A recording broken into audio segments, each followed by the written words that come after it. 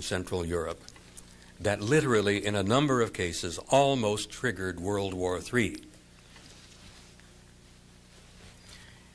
Many of you will remember that in those years, during the Cold War years, we and the Soviets and the Warsaw Pact were facing each other down across the Iron Curtain there. Both sides were armed to the teeth. Not only did we have enormous amounts of conventional weaponry and capability, but both sides had atomic capability. And literally our fingers on both sides, the Warsaw Pact and NATO, were just poised above the buttons. It was a tense time, it was a frightening time, and it's a tension and time that will live with me until the day I die. Thank God we did avoid the war. We came very close a couple of times. Interestingly enough, in the late 50s and early 60s, events began to occur where large numbers of large circular metallic disc-shaped objects flying in formation would come out of the Soviet zone, out of the east, over the Warsaw Pact area, flying over Central Europe, Germany, France, the English Channel, and usually turning north over the English Channel and the southern coast of England. And these objects would disappear off of NATO radar over the Norwegian Sea. This had happened half a dozen times,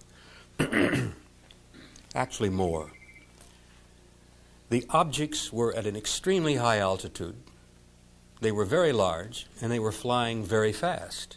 And it was very, very clear that they were under some kind of intelligent control.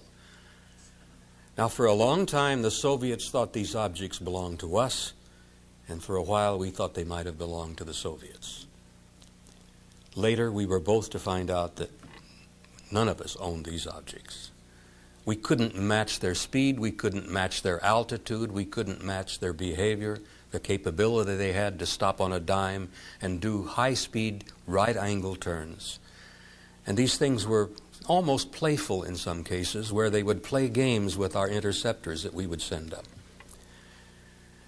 And they teased some of our pilots to the point that these kids were getting very, very frustrated, almost ready to arm their guns and take a shot at them. Thank God they didn't. Now, the Supreme Deputy Allied Commander of Europe at that time was a British Air Marshal by the name of Sir Thomas Pike. A brilliant gentleman, one of the finest people I've ever met. And Sir Thomas was General Lemnitzer's deputy commander.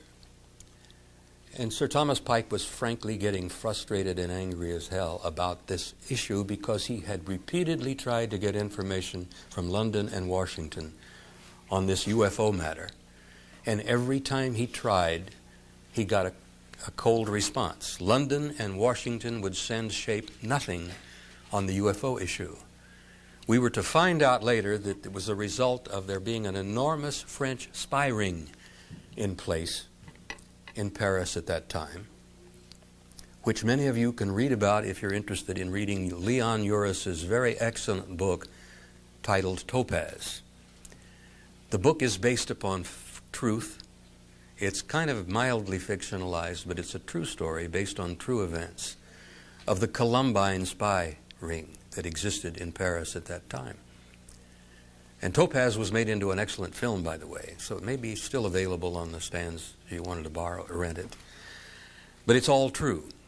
And because of the Columbine Topaz spy ring in Paris, London and Washington would send Sir Thomas nothing on the UFO issue. Well, it was damn frustrating. Here we are facing the Soviets down over the Warsaw Pact and over the Iron Curtain there, looking at each other, hands on the triggers. And Sir Thomas finally said, I've had enough. We're going to do our own in-house study. We're going to establish a military research plan here inside of SHAPE and try to determine what the hell's going on here.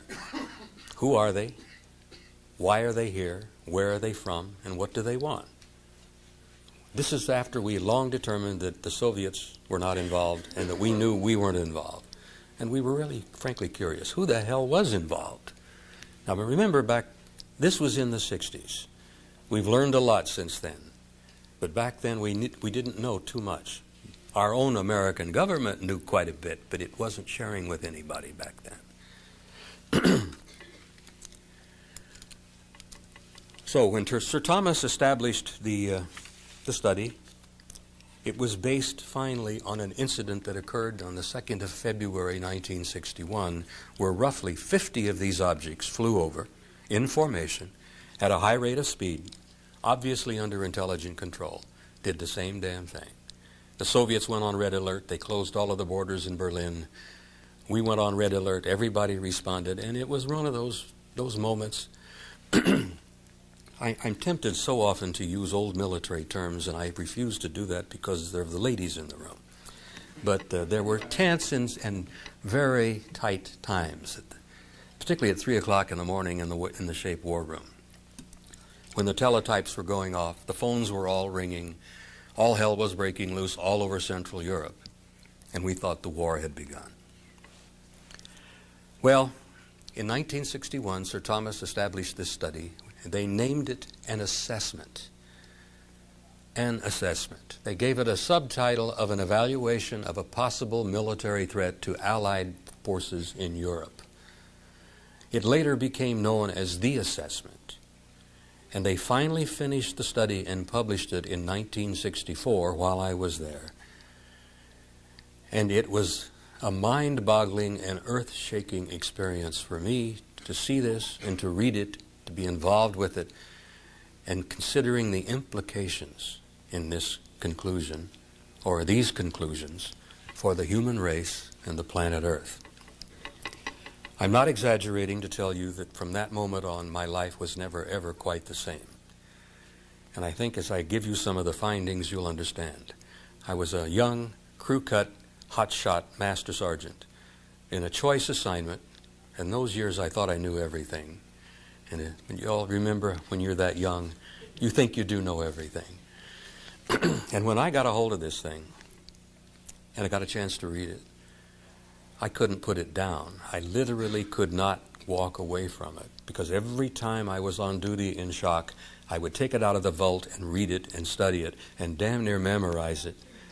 And only by the grace of God did I avoid going to jail, because once or twice I was even tempted to make some copies and take them with me. And I'm glad I didn't do that, because if I had, I would now be serving time in Fort Leavenworth at the Army Disciplinary Barracks. But I did read it, I did memorize portions of it, and I did make some notes. And I want to share with you this afternoon some of the conclusions of this SHAPE study, which took 3 years, an enormous amount of money. It involved some of the finest minds in Europe. They had gone to scholars, Oxford, Cambridge, the Sorbonne. They'd gone to the finest universities in Denmark, Italy, Germany. They'd gone to Tübingen University, which has an ancient reputation for excellence in theological studies. And this document, which was finally published in 15 copies only, at a cosmic top-secret clearance level, had the final conclusions here. Let me share with you.